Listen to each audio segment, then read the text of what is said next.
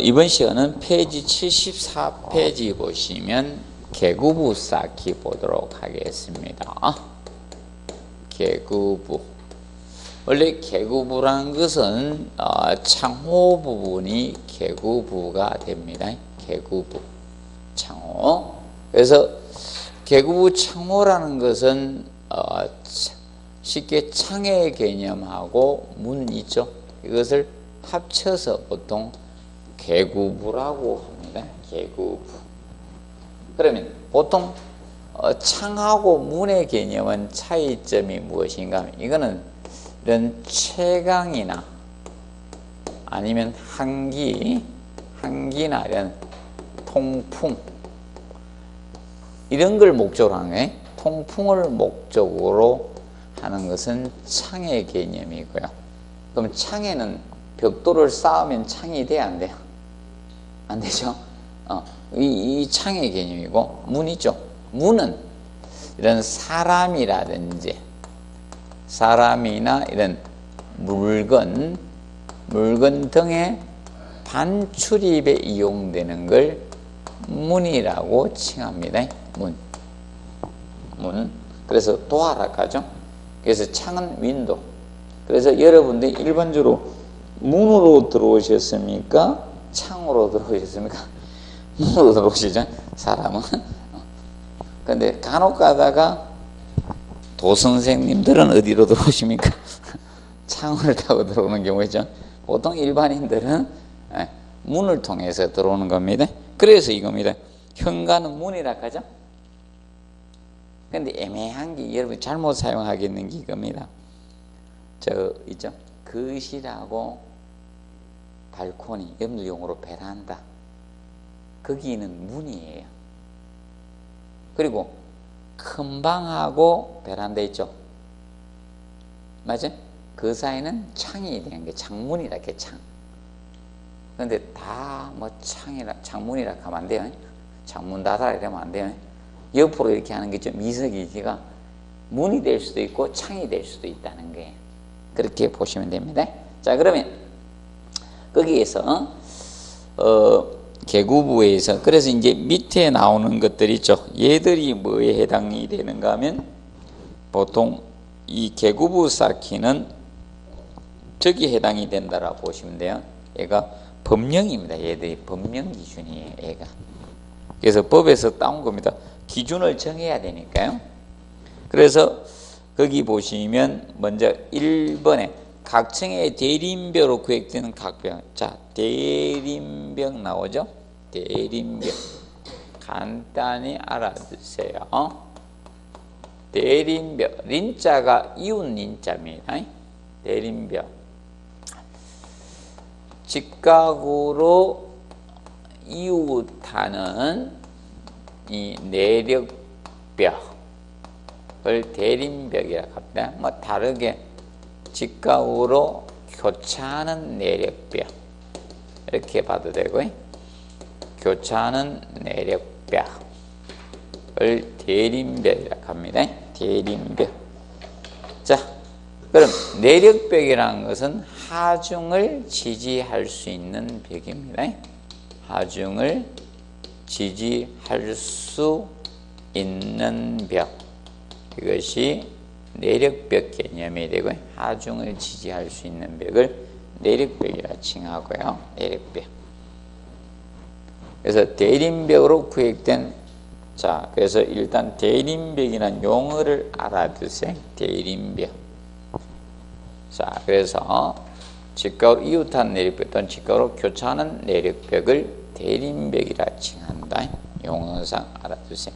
자, 그러면 이 벽돌집이라 가정합시다. 이게 벽돌 구조라고 치면요. 이 벽체하고 이웃하는 이 벽체하고 이 벽체가 대림벽이 된다는 게. 그러면 지금 현재 이렇게 봤을 때 이렇게 보게 되면 이 벽체하고 이웃하고 있는 이 벽체가 뭐가 된다? 대림벽이 된다는 게. 이 벽체하고 직각 이웃하고 있죠? 이 벽체 대림벽은 얘 둘이 대림벽이 된다는 게. 그래서 각층의 대림벽으로 구획된 각 벽의 계곡의 너비 합계는 벽 길이 얼마? 2분이. 그럼 쉽게 얘기죠. 여기에 이 벽의 길이가 됐는데 여기 창문 낼 때 얼마만큼 내야 되냐 이겁니다. 그럼 이 벽의 길이가 8m라고 치면 여기 들어가는 계구부는 얼마 이하로 설치하라? 폭을 2분의 1이니까 4m 이하로만 계구부를 설치하라 이 뜻입니다. 그러면 계구부가 이하가 되면 벽이 많아진다는 거 아닙니까? 왜냐하면 벽돌 구조는 이겁니다. 벽돌벽이 힘을 어떻게 분담하고 있는 거예요. 벽돌벽이. 만약에 벽돌벽이 힘을 분담을 못 해주면요. 계구가 많아지면 강해집니까? 약해집니까? 약해지잖아요. 그래서 나중에 그 1번 개념 가지고 1번은 무시 못하는 거거든요. 1번은 알아둬야 돼요. 어떤 기준의 1번은요. 중요도가 좀 떨어지도 알아둬야 돼요. 간혹 가다 내요. 그리고 4번 알아두시면 돼. 4번. 폭이 얼마? 1.8m를 넘는 계구 상부에는 철근 콘크리트 구조의 인방을 설치해 줘야 돼요. 그러면 인방이라는 것은 잠깐 옆에 봅니다. 인방은 그 사진을 보시면 계구 상부를 보강해서 가로지는 그 부재 있죠. 얘가 바로 뭐다? 인방이에요. 인방. 자, 원래 아치 쌓기로 해야 되는데 계구 상부를 이렇게 아치 쌓기로 해야 되는데 그러면 아치 쌓기는 어렵잖아요. 쌓기가. 그래서 상부에 가로지는 부재 설치해 놓고 그 위에다 쌓아버리면 편하죠. 이 보강 부재가 뭐다? 인방이다. 계구 상부를 보강해 주는 부재가 인방인데, 근데 인방은 그래서 좌측으로 다시 와서 폭이 얼마? 1.8m를 넘는 계구 상부에. 그럼 폭이 넓어지면요. 이 수치는 외워야 돼요. 1.8m는. 지금 우리 시험만 안 냈어요. 다른 데는 다 냈는데. 어떤 시험이든 이 수치는 다 내. 근데 우리 시험만 안 냈어요. 몰라. 조금 조심하는 것 같아. 다른 데는 몰라가지고 1.8m 넘는이라는 것은 무엇을 의미합니까? 1.8m는 해당이 돼, 안 돼요? 안 되죠? 넘는 초과, 맞아요? 이거는 출발점 포함 안 해요. 출발점. 그럼 1.8m는 해당이 안 되는 거예요. 근데 다른 데 시험 낼 때 모르고 1.8m 이상 이렇게 냈거든. 1.8m 이상하고 1.8m 넘는 하고는 다르죠? 확실히 다른 거거든요. 그래서 내가 했죠. 이것도 모르고 시험 내면 되냐? 낸다니까요. 잘못 내가 다른 데는요. 다른 데 조용하니까. 다른 데 멀쩡해도 우리 시험 내면 소송거리래요. 우리는 막 소송을 하거든, 학생들. 그건 제가 전례를 남겨줘가지고 제가 하기 전에 아무도 안 했었거든요. 학생 한 분이 자기는 소송하겠다 하대. 그럼 그 뒷받침은 해줄 수 있습니까? 그래 내가 자료는 다 모집해 줄게 했거든. 방법 이런 건 다 가르쳐 준다 했습니다. 그랬더니 직접 하시대. 변호사 사가지고. 그래가 대법원까지 가 이기셨어요. 1심, 2심 다 이기니까 그때 건설교통부였거든. 지금 국토교통부지만 계속 상고를 항소해가지고 그냥 밑에서 쪽팔리게 그냥 그만두지. 계속 해가지고 쪽 다 까고. 법적 지식이 없으면 수도바지 왜 자꾸 가가지고. 맞죠? 나는 법도 가르쳤었거든요.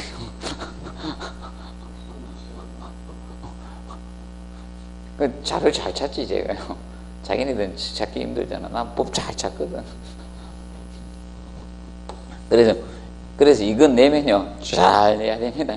잘못 내면 안 돼. 그래서 여기 안 들어왔어 한 번도. 앞으로는 갈 수 있어요. 책들이 이렇게 다 만들어지고 있으니까.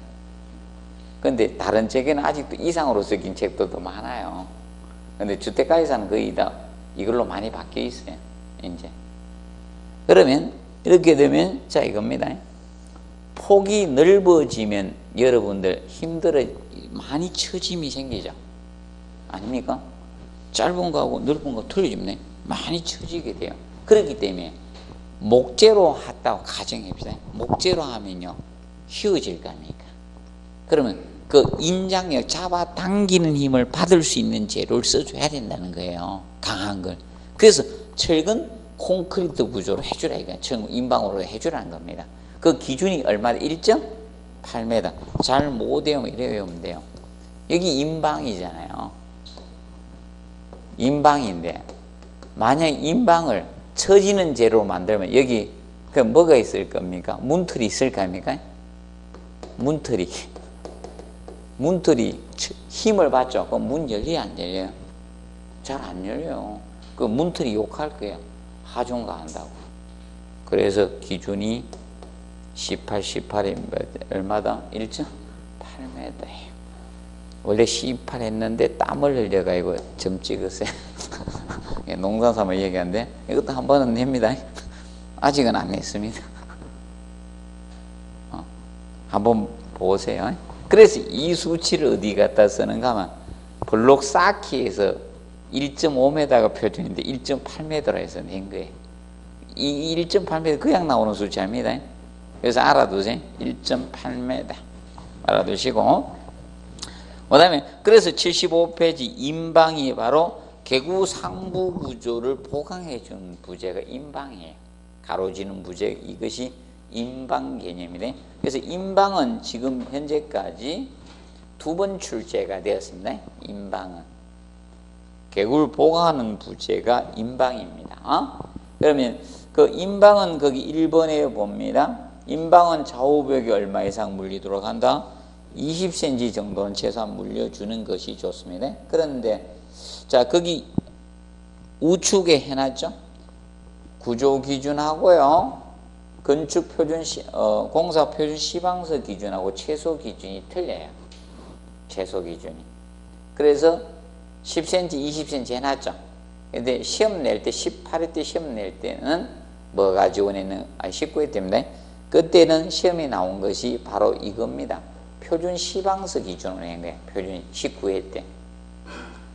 고다 써놔세요. 19회 때 나왔어요. 표준 시방서 기준이. 표준 시방서 기준이 몇 대 때? 19회 때 나왔어요. 제가 벼르고 있었거든. 뭘로 낼지. 그런데 내더라고. 글씨를 써가냈어요. 표준 시방서상 이렇게 해가요. 그럼 하자 없는 거예요. 그럼 왜 그런가 하면 시방서하고 구조 기준이 다르면요. 구조 설계 기준이 다르면요. 구조 설계 기준이 우선합니다. 법령에서는. 나중에 어떤 문제거리가 생겼을 때 시험에서. 그래서 써줘야 됩니다. 원래. 그러니까 한번 언급이 됐고요. 그 다음에 거기 2번 있죠. 아까는 그거는 했고요. 그 다음에 3번 보십시오. 인방보는 무슨 지지? 단순 지지로 봅니다. 고정 지지가 아니라는 거예요. 자, 고정 지지로 설계는 라멘 구조에 보는 되는데 쉽게 그냥. 자, 여기는 자 창문이나 이런 개구부가 있어요. 창문이 이렇게 있어요. 창문이 있으면 옆에는 벽돌벽이잖아. 여기는 벽돌벽이잖아요. 옆에 벽돌벽이야. 그럼 벽돌은 사실 벽돌을 뭐 가지고 쌓아 올라갔습니까? 모르타란 접촉이 쌓아 올라갔잖아요. 그런데 개구부 가로지는 부재를 이렇게 했는데요. 그럼 여기도 모르타로 접착되어 있는 것 뿐이죠. 그럼 여기 철근 콘크리트 인방이 있는데 철근 콘크리트 인방을 설계를 했는데 인방을 했는데요. 이 철근을 다른 데 고정시킬 데가 없잖아요. 맞죠? 어디에다 고정을 시킵니까? 얘를 벽돌에다 고정을 시켜요? 벽돌 그냥 확 뽑혀 나오는데 맞죠? 고정시킬 데가 없는 거야. 철근 콘크리트에. 그러면 묻어줘야 되는데 철근 콘크리트에 고정을 시키는데 옆에 철근 콘크리트 부재가 있다 없다? 없어요. 얘만 철근 콘크리트인 거야. 그렇게 고정이 된다 안 된다? 안 되죠. 그냥 단순한 지지로 봐주는 거예요. 접착제로 모르타르로 했기 때문에. 그래서 이거는 단순 지지다, 고정 지지다, 단순 지지라는 겁니다. 고정 지지가 아니다. 그리고 4번에 철근고 임방은 철근의 하부에 배건하면 돼요. 자, 이거 이해 안 되면요, 직접 한번 몸으로 느껴보시면 돼요. 자, 여러분들 목재를 하나 줬어요. 이걸 넓혀놔세요. 넓혀놔가지고 밑에 대고 위에 이렇게 누우시면 힘 안 들어가죠? 이거 떨어지기가 바동바동 그 버티는 힘은 들어가죠? 근데 만약에 여러분들이 먼저 눕고 그 위에다 목재를 얹어봐요. 백가죽 쳐지기 힘들겠죠? 아닙니까? 오늘 당장 한번 해보세요. 자, 그래서 여기 철근은 어디에? 하부에 배워. 왜냐하면 하중이 장되면 이렇게 쳐지잖아요. 맞죠? 이렇게 휘어집니다. 맞죠? 힘이 생겨요. 그러니까 밑에 넣어줘야 돼요. 철근. 철근이 잡아당기는 힘이 강하잖아요.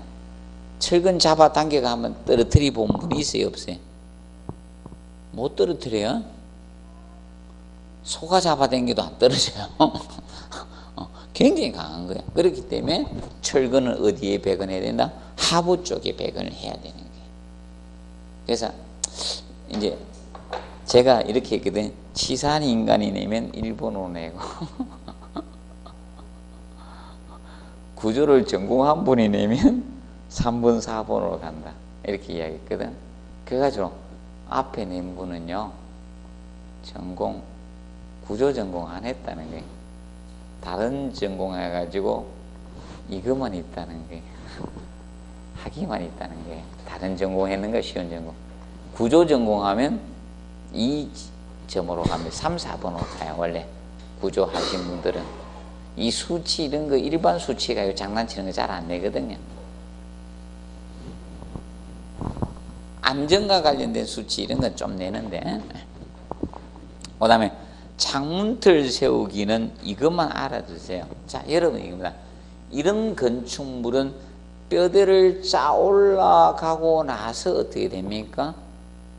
창문틀이나 문틀이기 나중에 오잖아요. 그런데 벽돌집을 질 때 잘 보세요. 벽돌집을 질 때는 목재 문틀을 옆에 막 나무 대고 설치해 놓고 옆에 벽돌을 나중에 쌓아버리죠. 단독주택 짓는 거 안 보셨습니까? 한 번도? 보신 분들 기억이 날 거예요. 문틀을 먼저 세우고 나서 벽돌을 나중에 쌓아요. 보신 분들 있을 겁니다. 그래서 얘는 그것만 딱 일반상에서 창문틀은 도면이나 공사 시방세 정한 바가 없을 때는 원칙적으로 먼저 세우기로 한다. 그거 딱 알아두세요. 먼저 세우기가 기본 원칙이에요. 조적조에서 꼭 기억하세요. 무슨 세우기? 먼저 세우기가. 그리고 벽돌을 나중에 쌓는. 그리고 여러분 옛날에 이렇게 문틀 같은 거 세워놓고 나서 이렇게 문틀이 이렇게 있으면요, 여기 대각선으로 보면 막 이렇게 못 박았잖아요. 이렇게 해가지고. 맞지? 이 못 박은 이유가 문틀이 변형이 생기지 말아라고 이렇게 한 거예요. 내가 그 쓸데없이 그 못 박는다고 옆에서 그 왜 못 박아요? 물어봤거든요. 어렸을 때. 제가 굉장히 어렸을 때 물어봤습니다. 이거 못 박는 거는. 이렇게 문틀이 변형이 생기면 나중에 문을 설치할 수가 없다 하거든. 그래가지고 이렇게 못 박거든요. 그리고 넘어가지만 양쪽으로 나무 이렇게 탁 해놨죠. 그것이 바로 먼저 세우기인 겁니다. 기억하시고. 그럼 나중에 단독주택 벽돌집 질 때 한번 보시면요, 이걸 이해가 될 거예요. 벽돌로 집 질 때죠. 한번 자세하게 보십시오. 문틀이 먼저 세워집니다. 그거만 보고 혹시나 그거만 보세요. 아직까지는 한 번도 나오지도 않았고, 나오면 문틀 먼저 세우기야 나중 세우기 이거로 갈 겁니다. 기억하세요? 자, 그리고 76페이지 벽돌벽체 부분을 봅니다. 벽돌벽체. 벽돌벽체는 구조상 내력벽과 비내력벽으로 나누어집니다. 그럼 내력벽은 하중을 지지할 수 있는 벽을 무슨 벽? 내력벽이라 했어요. 그럼 B자는 안일 B자입니다. 그러면 하중을 지지할 수 없는 벽을 무슨 벽? 비내력벽이라고 칭하는 거예요. 그래서 우리도 근육 많은 사람이 힘을 써요. 비계살 많은 사람이 힘을 잘 씁니다. 근육이 아닙니까? 그래서 우리도 그래서 비계살이라 하죠. 맞아요? 그 비내력 하중을 지지할 수 없는 그럼 이게 바로 비내력벽이에요. 이 벽. 그럼 내력벽하고 비내력벽은 구분점을 가르쳐 줄게요. 여러분들에게. 자, 이겁니다.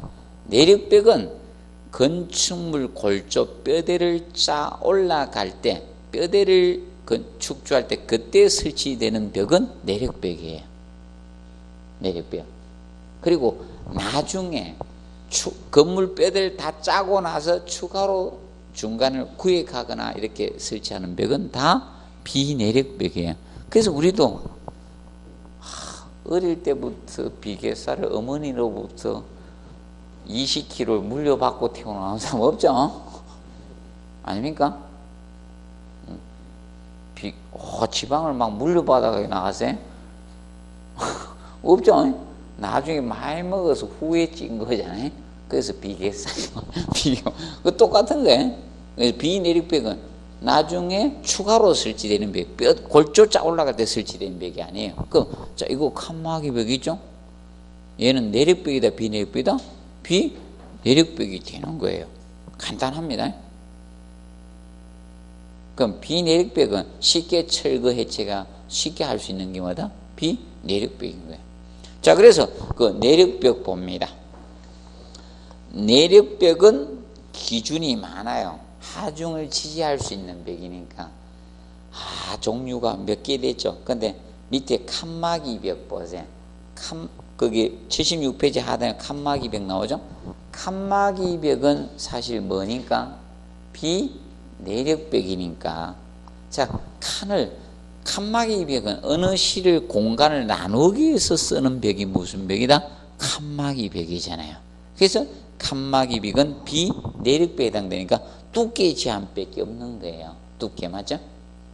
그래서 두께가 몇 cm? 9cm, 90mm 이상이면 된다. 이게 원칙은. 그러나 칸막이 벽의 직상층은 바로 위층을 뭐다? 직상층이라 해요. 직상층에 조적조 칸막이 벽이나 중요 구조물 설치할 건 칸막이 19cm 미만으로 해서는 안 된다는 것은 19cm 뭐다? 이상으로 하라 이거거든. 우리 하중이 작용되면 그 규정밖에 없습니다. 그러면 우리 시험은 무엇 위주로 많이 냈는가? 내력벽 위주로 시험이 많이 나왔어요. 내력벽. 그러면 내력벽은 보세요. 1번에서 7번까지 해놨죠? 제한이 많다는 거예요. 내력벽은. 그래서 2번에 그 내력벽 1번 봐요. 조적조 건물 중 2층 건물이 있어 2층 내력벽 높이를 4m를 넘을 수 없다 해놨죠.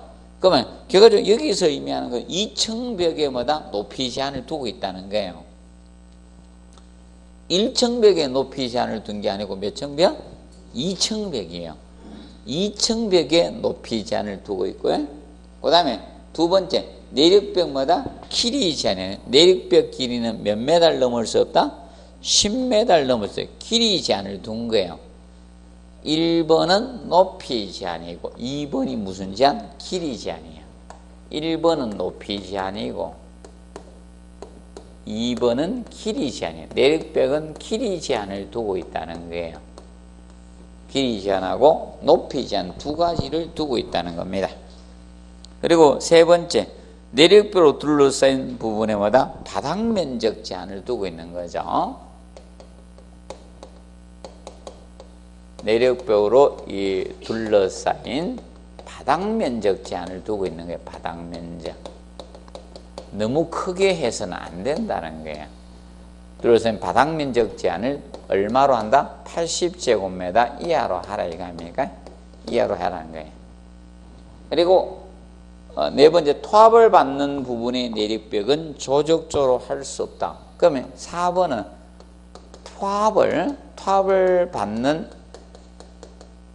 자, 이 내력벽에 대해서는 구조 제한이 구조 제한을 두고 있다는 거예요. 구조 제한. 그래서 높이 제한도 있지만 길이 제한도 있고 면적 제한도 있고 구조 제한도 두고 있다는 거예요. 그런데 구조 제한은 잘 공부해야 돼. 원칙이 있으면 예외도 있잖아요. 원칙은 뭐로 할 수 없다? 조적조로 할 수 없다는 거야. 조적조로 할 수 없는 게 원칙이다. 그런데 원칙이 있다는 것은 뭐가 있다는 거예요? 예외가 있다는 거예요. 그럼 예외가 없으면 반드시가 들어갑니다. 그럼 이거는 반드시란 문장이 들어가면 OX? 틀리죠. X가 되는 거예요. 틀린 지문이 되는 거예요. 자, 그래서 그게 나죠. 투합을 받는 부분 높이가 얼마? 2.5m 이하일 때 예외를 두고 있다는 거예요. 2.5m 이하일 때는 뭘로 할 수 있다? 벽돌조로 할 수 있다는 거예요. 벽돌조로 할 수 있는 조건을 둔 거예요. 투합을 받는. 그래서 원칙과 예외 규정을 두고 있다는 겁니다. 그리고 5번은요, 높으면 두께를 더 증가해 주라 이 뜻입니다. 두께를 더 두껍게 투합을 받는 부분이 1.2 이상 되면 두께를 더 증가해 주라는 겁니다. 그리고 6번 보시면 내력벽 두께는 최소 몇 cm 이상? 15cm 이상 두께의 제한입니다. 6번은 내력벽에 무슨 제한? 두께의 제한을 두고 있다 이거예요. 두께의 제한. 내력벽에 무슨 제한? 두께의 제한을 두고 있습니다. 두께가 얼마 이상? 15cm 이상으로 하라 이 뜻입니다. 그러면 자, 두께가 우측 표를 보시면 77페이지 표를 보시면 나와요. 거기 보면 제일 작은 수치가 19cm가 나오죠. 그 표 위에 표를 보시면 15, 19 이런 건 29 이런 거 나오죠. 15cm가 가장 적잖아요. 이 최소 두께라는 거예요. 두께. 근데 밑에 표를 보시면 최소가 얼마다? 19cm가 나오는 경우도 있죠. 2번에 그 밑에 표가 하나 더 나오죠. 표가 2개 나오죠. 이거는 내력벽으로 둘러싸인 바닥 면적이 60제곱미터 초과할 때입니다. 그럴 때는 좀 더 두껍게 하라. 바닥 면적이 늘어나면. 그래서 우리가 알아두실 거는 이겁니다. 최소 두께가 어떤 조건이 안 주어지면 얼마로 해라? 15cm 이상으로 하라 이거예요. 15cm 이상으로 하라는 겁니다. 그 점을 보아두시고 그 다음에 넘겨보시면 자 78페이지 무슨 파기가 있다? 홈파기가 나와요. 자, 홈파기는 왜 하는가? 측면을 기억하시면 돼요. 자, 여러분들 이겁니다. 자, 단독주택을 지는데 벽에다가 보면 뭐 전기선이나 배관 같은 게 갈 수도 있을 거 아닙니까? 맞죠? 그러면 콘센트 설치하기 위해서 전선이 다 보이게 노출되어 있으면 보기 좋아요? 안 좋아요?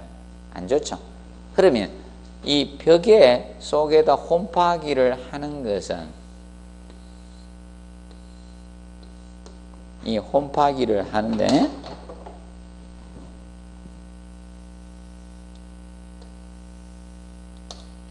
이 홈파기를 들어갈까 합니까? 그러면 이렇게 가로로 팔 수도 있고 세로로 팔 수도 있을 거 아닙니까? 이 세로로 내려올 수도 있을 거 아닙니까? 그러면 세로로 내려오면 여기 홈을 파가지고 이렇게 내려오면 되잖아요. 근데 가로로 파면 이렇게 파 들어갈 거 아닙니까? 이런 식으로 파가 이렇게 들어갑니다. 그러면 나중에 설치하기 위해서 어떻게 되는가 하면 면적이 달라지잖아. 그러면 이 벽이 힘을 받아서 하중을 전달해야 되는데 이렇게 파게 되면 어떻게 됩니까? 면적이 넓어지죠. 이렇게 보면 요 면적만큼 힘을 못 전달하잖아요. 그래서 틀려집니다. 그래서 우리가 알아둘 건 자, 목적은 사실 그 밑에 해놨죠. 설치 목적은 작은 글씨로 해놨네요. 배선이나 배관 매입 목적으로 홈파기를 한다 해놨죠. 그런데 세로움하고 가로움을 보시면 이겁니다. 세로움은 층 높이 4분의 3 이상 연속한 세로움을 설치하는 경우만 이 홈의 깊이 제한만 두고 있다는 거예요. 그러면 4분의 3 이상 연속이 안 되면 홈의 깊이 제한이 없다는 거예요. 세로움의 경우는. 근데 가로움은 깊이가 길이 제한도죠. 길이가 3m 이하야 되고 가로로 팔 때는. 그리고 그 깊이는 뭐다? 벽두께 3분의 1 이하로 하라는 겁니다. 그러면 가로홈의 경우는 두 가지 조건을 동시에 주어지고 있잖아요. 위험하니까. 가로홈은 길이 제한하고 무슨 제한? 홈의 깊이 제한 두 가지를 두고 있죠. 홈의 깊이 제한하고 두 가지를 동시에 두고 있는 거예요. 동시에 두고 있지만 세로움은 조건이 주어지면 있을 수 있고 없다는 거예요. 그러면 어떤 홈 파기가 위험하다는 거예요.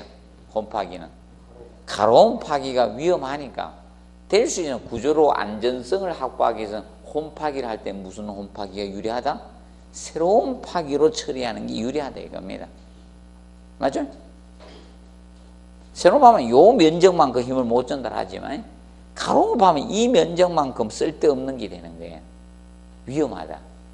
그래서 옆으로 파고 들어가면 붕괴되기도 쉽죠, 사실. 아니, 동굴 팔 때, 맞아요? 옆으로 이렇게 파고 들어가니까 잘 붕괴되는 거 아닙니까? 맞죠? 위에서 내려앉아가지고, 맞죠? 자, 그거 보시고, 그런데 이거는 잘 내겠습니까? 잘 안 내겠습니까? 잘 내지는 않을 것 같고, 어쩌다 한두 번씩 나올 수 있다. 이래 보시면 돼요, 홈파기. 그러면 여러분들, 벽돌하고 블록이 있을 때 누가 더 홈파기가 더 위험해질 것 같습니까? 벽돌하고 블록. 블록이 좀 더 위험해지겠죠. 왜냐하면 블록은 구멍이 있죠. 공동부가 있잖아요. 블록은 다 아시죠? 이거.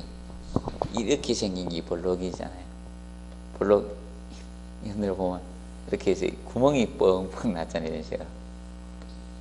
이거 많이 보셨죠? 옛날 많이 썼던 거잖아요. 집질 때릴 때 맞아? 벽돌 사면 더 비싸거든. 블록은 또 크잖아. 벽돌보다 맞아? 공사할 때 빠르고 담장 이런 데도 많이 쓰고. 근데 구멍 난 데다 옆으로 들고 파버리니까 또 위험해질 수가 있거든. 이래 돼 있는데 옆에서 들고 파버리면 위험하잖아요. 블록에서 한번 살짝 언급을 한번 했어요. 한 번 정도. 지금까지 역사상 딱 한 번 언급을 했어요.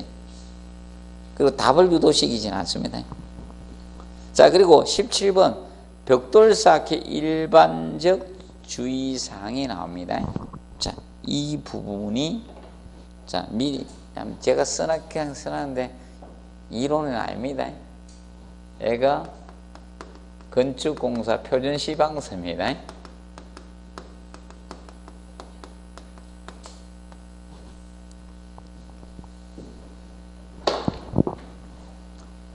그래서 여기서 앞으로 시험에 한 지문씩 이렇게 나와서 출제가 됩니다. 여기서 하나씩. 이거 독단적으로 낸 거는 몇 번 출제가 됐거든. 그래서 여기서 하나씩 빼가낼 겁니다. 돌아가면서. 자, 그래서 1번에 가로, 세로 주는 너비는 도면 공사 시험에 정한 바가 없을 때는 아까 몇 미리라고 했어요? 10mm 표준하고, 세로 줄로는 통줄이 생기지 않도록 한다는 것은 막힌 줄로 시공하라 이거죠. 그리고 수직 일직선상에 오도록 우리가 그래서 일반적으로 통줄눈이 생기지 않도록 우리가 쌓아주시면 되고, 이제 벽돌 나누기 해주라는 겁니다. 그리고 2번 체크하세요. 벽돌 쌓기 법은 도면이나 공사 시방서에 정한 바가 없을 때는 영식이나 하란식 쌓기로 하면 됩니다. 꼭 체크해 놓으세요. 영식과 하란식. 그럼 왜 영식과 하란식 쌓기로 하면 괜찮은가 하면 얘들은 뭐가 생기지 않기 때문에 세로 줄눈이 통줄눈이 발생 안 하잖아요. 세로 줄눈이 통줄눈이 안 되잖아요. 발생하지 않잖아요. 그래서 영식이나 하란식 쌓기로 하면 됩니다. 그리고 4번에 세로줄로는 모르타르는 벽돌 마구림에 충분히 발라서 쌓는다. 자, 이거예요. 아까 여기가 뭐라 했어? 여기가 마구리라 했죠. 그럼 이제 벽돌을 이렇게 쌓아갈 때 있죠.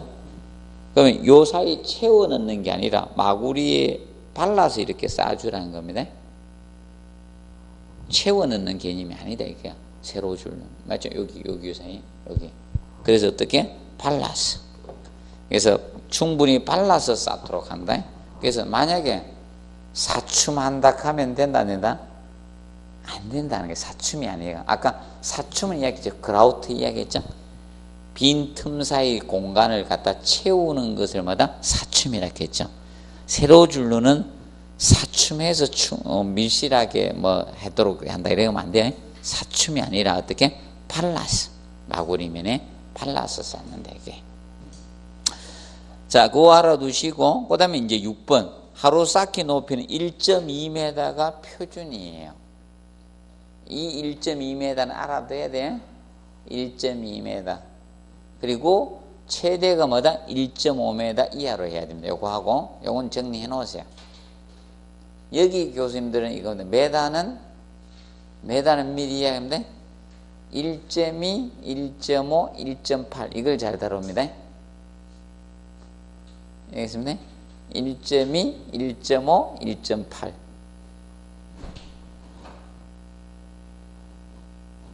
걔들끼리 살짝 바꿉니다. 그리고 7번에 연속되는 벽면의 일부를 트이게 나중 쌓기로 할 때 그 부분을 청단 들여쌓기로 해야 됩니다. 자, 이거예요. 자, 이 벽을 연속으로 쌓아야 돼요. 여기 이 벽입니다. 벽의 중간에서 이걸 한꺼번에 다 공사할 수 없다는 거예요.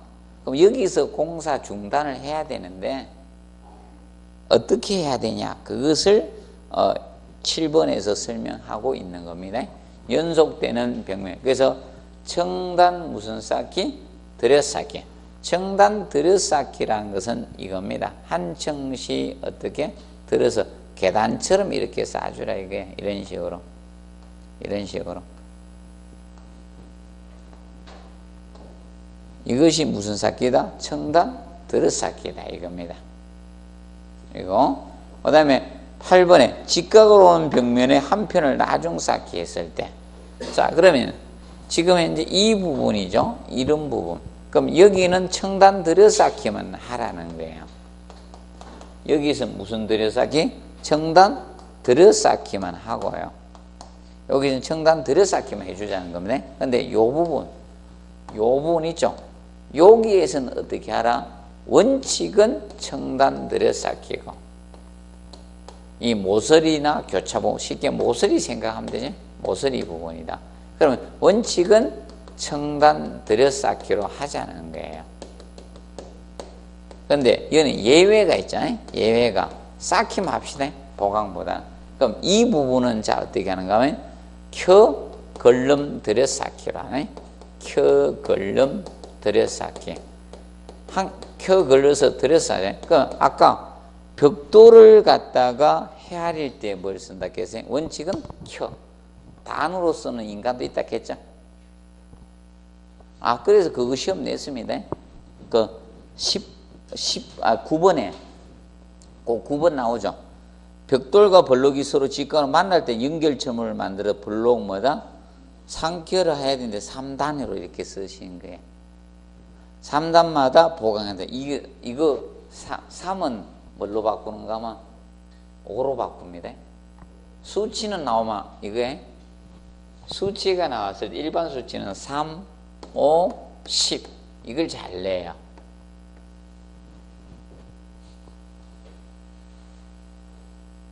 서로 바꿉니다. 3, 5, 10 퍼센트나 일반 수치 할 때는 3, 5, 10 이걸 잘 봐야 돼.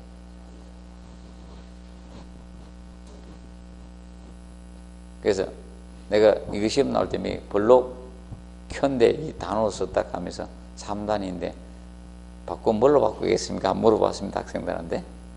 오만 수치 다 나오죠.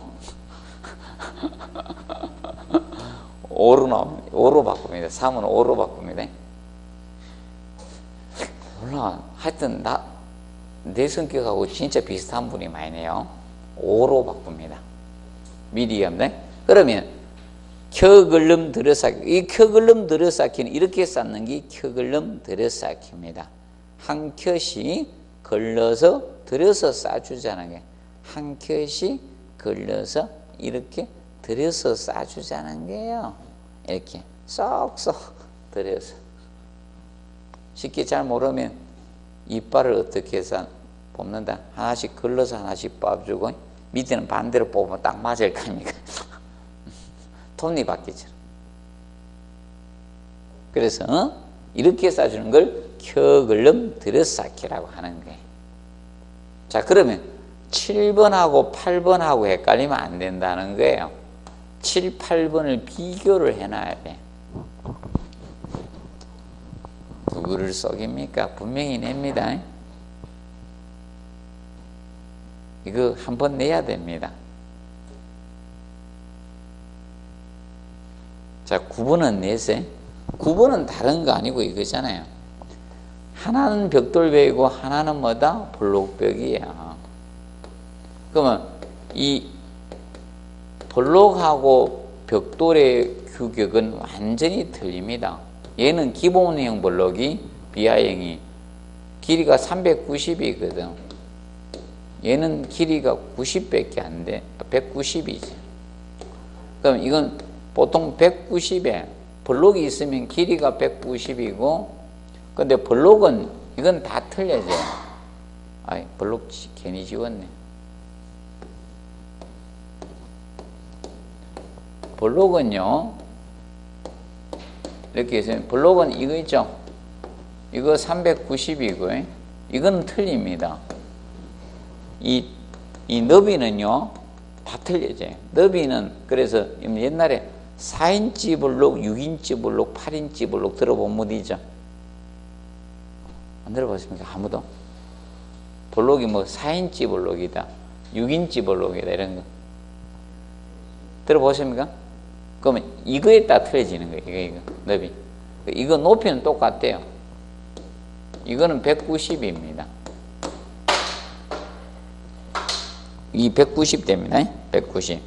그러면 나중에 이 블록이, 그럼 벽돌은 우리가 길이가 190이고 표준형 벽돌 치면, 근데 얘는 두께라고 너무 여기 낮아서, 그럼 이거 두께라고 치도 이거 190. 근데 이거 표준형 벽돌 이게 57mm거든. 이게 190이고 여기가 90이잖아요. 그럼 규격이 얘가 크죠. 그럼 계속 이렇게 만날 수는 없잖아. 이거 몇 개 해야지 얘가 하나에 해당이 되잖아요. 그렇다니까 일정 정도로 보강해줘라. 그래서 블록 몇 단마다 3단마다 보강해주라, 이게 철물로. 약하니까 그거 가지고 이제 시험 냈던 겁니다. 그리고 11번에 보면 붉은 벽돌은 벽돌 쌓기 하루 전체까지 하루 전에 물축임을 해주라는 거예요. 이 물축임에 대해서 다루고 있는 겁니다. 물뿌리. 그런데 뒤에 체크하십시오. 콘크리트 벽돌 체크하십시오. 콘크리트 과거에 시멘트 벽돌이었어요. 시멘트일 거예요. 콘크리트 벽돌이 시멘트 벽돌이에요. 콘크리트 벽돌이 시멘트 벽돌이. 근데 콘크리트 벽돌은 어떻게 나왔습니까? 자, 거기 해놨죠? 쌓기 뭐다?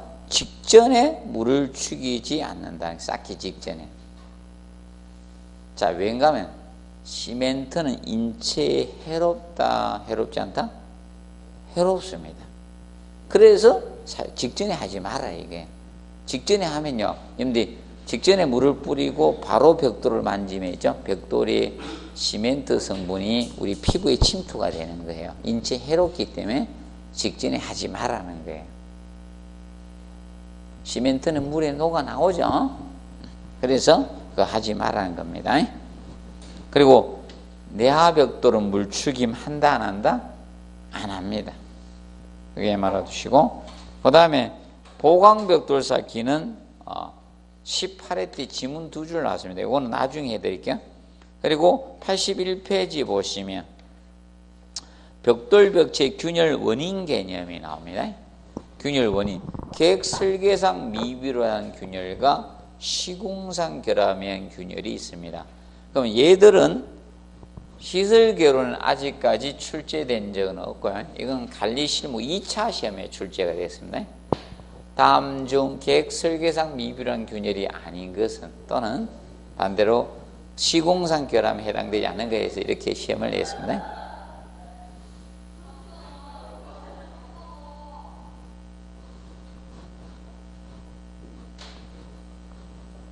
그러면 거기 보시면 계획 설계상 미비로 인한 거 있죠? 미비란 균열은, 계획 설계상 미비란 균열의 경우는 이거는 구조적으로 위험을 초래할 수 있는 균열이 있죠. 구조적으로 위험을 초래할 수 있는 균열이 있죠. 이것은 무엇이 되는가 하면 이거는 구조 설계상입니다. 계획 설계상입니다. 그런데 시공상 결함은 구조적 위험을 초래할 수 없는 균열은 시공상입니다. 안 되는 것은. 그러면 굉장히 위험한 것은 있죠. 위험한 균열은 계획 설계상 미비로 인해서 생기는 거예요. 그럼 대표적으로 거기 기초의 무슨 치마? 부동. 동일한 치마가 아니라는 거죠. 그런데 이겁니다. 건축물이 부동 치마 생기면 어떤 문제가 생깁니까? 건물이 어떻게? 기울어지잖아요. 맞죠? 기울어져서 균열이 생기면 잘못하면 위험하죠? 건물이 넘어가요. 그럼 이건 위험합니까? 아닙니까? 위험하죠? 그럼 어디에 해당된다? 계획 설계상 미비란 균열이 되는 거예요. 위험한 거. 그리고 하나만, 배치란 단어가 들어간 배치. 자, 배치는 벽을 어떻게 배치하고 방을 어디에 두고 어떻게 하는 것은 계획 설계 때 하는 겁니까? 시공하는 사람이 하는 게? 설계하는 사람이 배치 다 해놔. 그럼 도면대로 그대로 공사하는 사람이 뭐다? 시공인 거예요. 그렇게 시공상 결함이 될 수 없는 거죠. 배치란 단어가 들어가면. 이걸 외우지는 마시고요. 이걸 갖다가 막 외우고 막 시험 치더라고. 이걸 다 막 어떻게 달달달달 외워가지고 시험 치는 분도 있어. 아, 시설계로는 이거 열거하라 이런 거 있어요, 없어요? 시설계로는 다 객관식이에요. 오지선다요. 외울 필요 없는 거예요. 옛날 보면 이거 달달달달 다 배워요. 나는 이제 시험 잘 안 낸다 이랬거든. 내가 봐서도 이거 안 내. 누가 몰라. 건축했으면 이거 다 맞춰. 조금만 배우면. 아니면 공부했으면 다 맞춰요. 그러면 거기 봐요. 배치 안 들어가고 부동치마하고 저거 있잖아요. 뭐 4번 이런 거네요. 그러면 거기 3번에 불균형 또는 큰 집중 하중이나 행력 충격. 이거는 이거죠. 불균형이나 큰 집중 하중이 생겼다는 것은 건물을 어떻게 했다는 거예요? 잘못 설계했다는 거예요. 예를 들어서 건물을 설계하는데 동일하게 이렇게 올라가면 부동치마 잘 안 생길 건데 건물을 이렇게 올릴 때, 청소 올릴 때 이렇게 올라가면 되는데 건물을 이렇게 지었어. 이런 식으로. 그러면 여기 하중이 집중되죠? 맞죠? 그러니까 균열 간다. 그럼 뭐다? 계획이다, 설계다? 계획 설계상 합니까? 시공상은 아니라는 겁니다. 그게입니다. 그리고 이제 2번에 보시면 시공상 결함 있죠? 이거는 이겁니다. 구조적으로 위험을 초래하지는 않습니다. 근데 균열이 가니까 미관상 안 좋은 거예요. 아, 건물에 이렇게 균열이 생기는데 미관상 좋습니까? 그럼 균열이 생기니까 비 오면 누수가 돼, 방수가 안 되겠죠? 맞죠? 이런 문제가 생기는 것이 시공상 결함인 거예요. 그럼 이건 구조적으로 위험을 초래하는 것은 아니고, 뭐, 시공상 결함은 이제 미관상이나 방수상이 있죠? 이런 문제점을 초래할 수는 있지만, 구조상 안전상 위험을 초래하는 것은 아닙니다. 그렇게 보시면 됩니다. 이렇게 보시고 그 다음에 넘겨서 보시면 82페이지 벽돌벽체의 균열 방지 대책에서 나오죠. 우리는 이거 가지고 시험을 냈습니다. 균열 방지 대책 이거 가지고 여기서 시험을 몇 번 낸 거예요. 그런데 제가 이걸 그냥 몰래 특강으로만 해줄 때는 시험에 자주 냈는데 이걸 책에다 할자 시켜놓으니까 그 다음부터 안 내네요. 우리 시험은 여기서 다 냈습니다. 가급적 자 복잡한 평면 구성을 피하라. 그럼 평면 구성을 어떻게 단순화하라는 거죠, 맞아? 다르게 이야기하면 1번은 평면 구성을 단순화시키라 이게. 평면 구성을 어떻게 한다? 단순화시키라 이게. 단순한 평면 구조를 하라는 거예요. 그리고 부동치마에 대한 충분한 고려가 필요해요. 왜 그런가? 부동치마 생기면 뭐가 생긴다? 균열은 자동으로 생기는 겁니다. 그리고 균열이 완전 고정된 곳은 미장 발음해서 보수하면 돼. 자, 이겁니다. 이게 3번 기출돼서 이거 3번 가지고 한번 시험 내세요. 3번은 고정된 곳은 미장 발음하면 안 된다. 근데 이건 아니에요. 진행형 균열. 진행형 균열 미장 보수하면 안 돼요. 진행형 균열이라는 것은 이걸 진행형 균열, 균열의 폭이나 깊이나 길이가 계속 증가하는 거죠. 계속 증가하는 균열입니다. 이것을 진행형 균열이라고 해요. 진행형 균열은 굉장히 위험합니다. 특히 폭이나 깊이가 있죠. 깊어지는 진행형 균열이 굉장히 위험한 거예요. 밑에서 부동치마 생기기 때문에 그게 생기는 거예요. 진행형 균열. 그래서 이거는 진행형 균열은 여러분들 미장 보수하면 안 돼요. 또 째져요, 바로. 진행형 균열은 균열 원인 파악을 해가지고 균열 원인 파악을 해야 돼요. 원인 파악해가지고 균열 방지 대책을 수립해야 돼. 수립해서 균열이 고정되면요.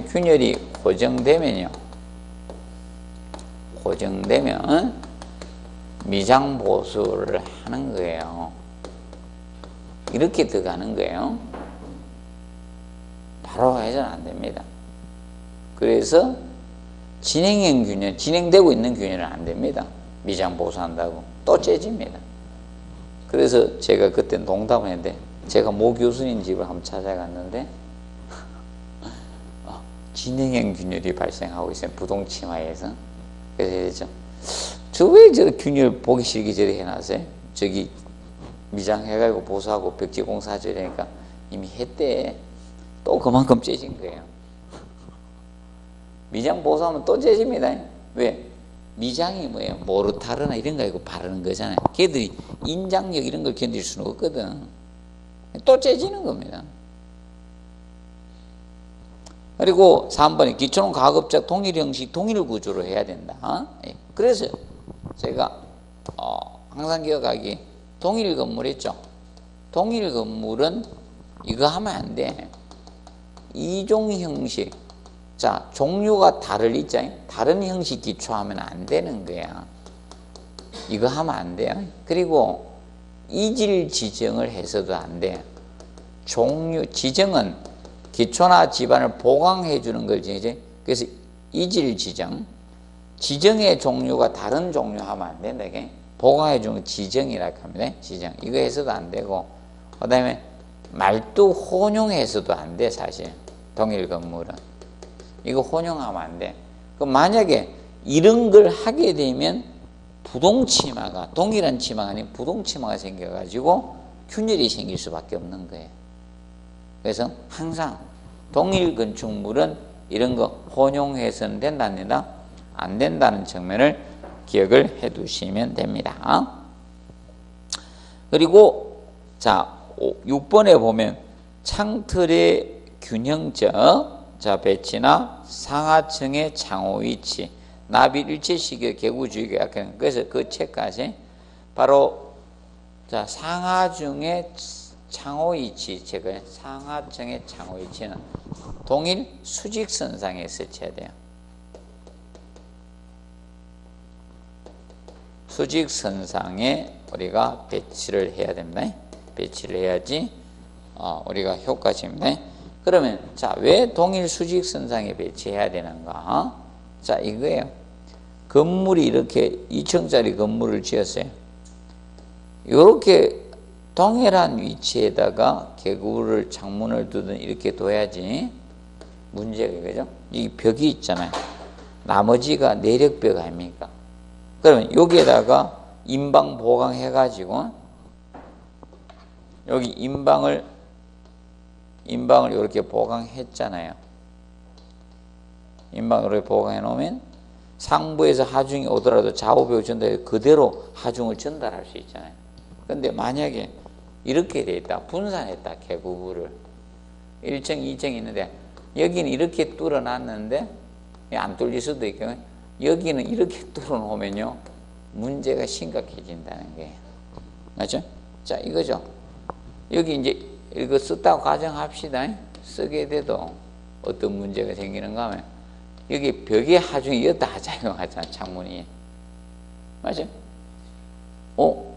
여기는 반대로 하중이 주는데 여기죠. 안 만들어지는 거예요. 분산을 못 해주는 거예요. 그럼 여기도 벽에 하중이 창에 다 작용하거든. 그럼 이렇게 하면 어떻게? 벽으로 쭉 전달하면서 여기 분산해서 벽으로만 전달하면 되죠. 여기도 안전해지는 거예요. 그래서 동일 수직선상에 보통 배치를 해야 된다. 그래서 우리도 개구부가 요 라인에 많이 뚫려 있죠. 같은 라인에. 여기는 밑에 안 뚫어놨잖아. 맞죠? 아래층은 없어도 돼요. 아래층은. 밑층은 없는 게 튼튼해요, 개구부를. 근데 인간의 개구를 만들 수밖에 없죠. 그래서 간혹가다 여기 옆에는 안 좋을 때 옆에 뚫어가 차잖아. 복수 차고 이럴 때 있죠. 복수 차면 빼야 되죠. 그래 보시면 돼. 그 다음에 이제 7번에 보시면 건물의 중량배분을 균형해서 하중 집중 현상을 피해 주시면 돼요. 7번은 다른 말로 뭔가 하면 하중 집중 현상을 피하는 것은 자 테두리보 설치하는 게 테두리보 와량이라고도 하는데 테두리보를 설치해 좀 분산할 수 있는 거예요. 자 테두리보의 역할은 보통 보는 기둥과 기둥이 벽에 테두리를 돌려주는 거다. 그럼 테두리보는 이게 테두리보예요. 자, 이 벽이 있을 때 벽돌이나 블록벽이 이렇게 벽이 있어, 내력벽이 있으면 이 내력벽 상부에다가 볼을 보내는 거예요. 자, 이걸 갖다 연속적으로 쭉 벽체 상부에 쭉 보내는 거예요. 이걸 테두리보 와량이라는데 영어로 월가다. 월이 원래 벽이거든. 벽에 상부 테두리를 돌려준 볼을 테두리 이것을 설치하는 거예요. 이것이 균등히 분산해 주는 거예요. 그래서 여러분들 옛날 안악내들이 물을 자기 집이 없으면 공동 우물에서 물을 길러갔잖아. 독에다 담아갔잖아. 독은 뭘로 만들었어요? 흙으로 구워서 만들었잖아. 옹기 이런 거 있죠? 독. 맞아요? 그럼 여기다가 독을 이고 가면요. 집중하죠. 여기 매우 아파요. 맞죠? 안 아플 것 같아요? 한번 해보세요. 옛날 원산 폭격했는데 머리 박았는데 밑에다 치약 뚜껑 놓고 박으면 아프죠? 안 아픈 거 한번 좀 들어봐요. 무신장 아플 거예요? 집중하죠. 그러니까 여기다가 저겁니다. 옛날 안행네들이 뭘 돌렸습니까?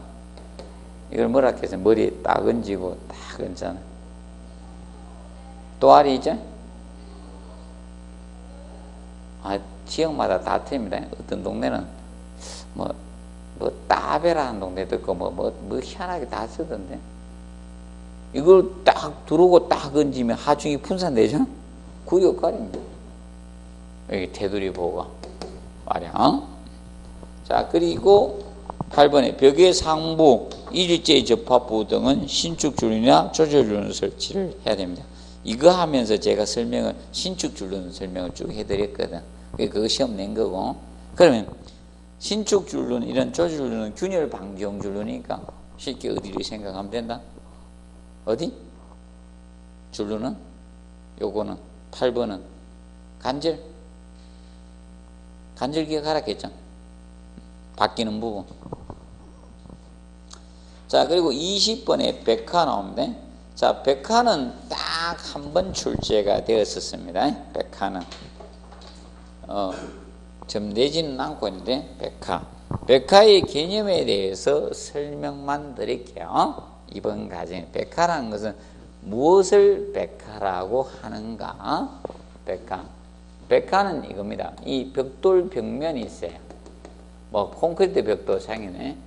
벽돌벽이 있으면 여기에 모르타르로 쌓아 올라갔으니까 시멘트 성분이 있을까? 석회 성분이 있을까? 그럼 여기에 이겁니다. 빗물이 침투합니다. 빗물이 침투하면 이 벽돌벽에 이 석회가 물에 녹아버려요. 석회 녹으면서 밖으로 유출이 되는 거예요. 수산화 석회로 유출이 됩니다. 벽면으로 나와요. 그러면 이 공기 중에 탄산가스하고 결합해서 얘하고 결합해서 자, 탄산칼슘이 되는 거예요. 탄산칼슘이 되고 이때 물이 정발되고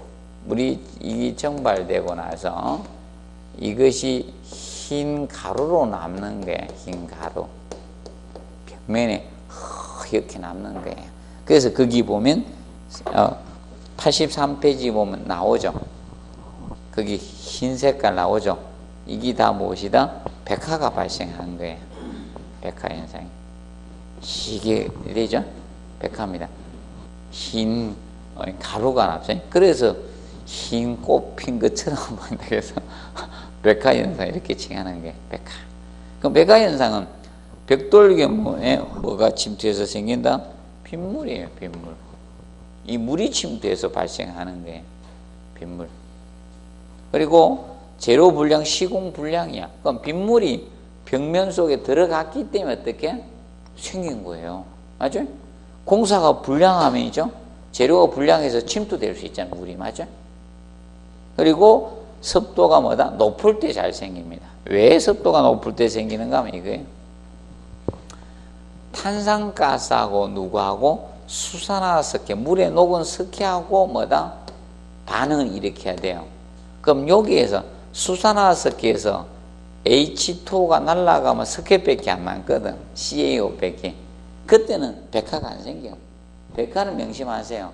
무슨 상태에 생겨야 된다? 수산화석회하고 탄산가스 결합하면서 생기는 거예요. 그러면 여기에서 물이 빨리 정발돼 버리면요, 탄산가스하고 반응할 시간을 안 주죠. 그럼 백화는 안 생기는 거예요. 그래서 기억하실 거, 쟤는 습도가 높을 때다 낮을 때다? 높을 때, 다습할 때 잘 생긴다는 거예요. 그리고 그 다음에 네 번째 뭐다? 기온이 낮을 때요. 자, 기온이 높을 때 물이 정발이 빠릅니까? 기온이 낮을 때 물이 정발이 빠릅니까? 기온이 높을 때 물이 정발이 빠르잖아요. 낮으면 정발이 잘 안 되거든. 그럼 수산화석회로 있다는 거예요. 이 점을 알아두시고, 그 다음에 물 시멘트비가 클 때입니다. 물을 많이 사용할 때, 보르타르 비빌 때 물을 많이 넣으면요, 자, 이겁니다. 근데 입술이 건조 수축이 어느 때 생깁니까? 입술이 건조 수축이 입술이 침을 바를 때 생깁니까? 그냥 가만히 있을 때 생깁니까? 침 바를 때입니다. 맞아요? 물이 있으니까 증발되면서 생기는 거예요. 균열이. 그래서 물세면대비가 크면 물이 증발되면서 건조수축에서 균열이 생기는 거예요. 그래서 물을 많이 사용하면 생기는 겁니다. 그래서 이겁니다. 입술에 올 겨울에 균열이 안 가락하면요, 어떻게 하시면 좋은가 하면요, 입술에 침을 안 바르면 돼요.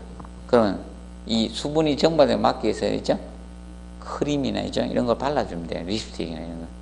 그래서 여성분들이 균열이 덜 가고 남성분들이 균열이 많이 생기는 이유가 이게, 나중에 봐요. 입술 터진 사람들이 누가 더 많은지. 남자인지 여자인지 한번 보세요. 누가 거의 터져 있습니까? 남성분들이 많이 터져 있죠?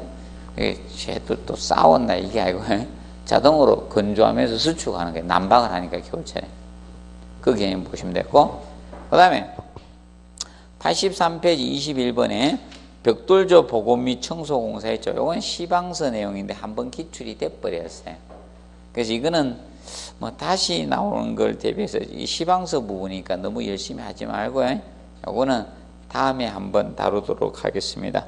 그리고 86페이지 볼록구조, 이 파트는 다음 주에 간략히 하고요. 그 뒷장 장르 넘어가도록 합니다. 뒷장 장르.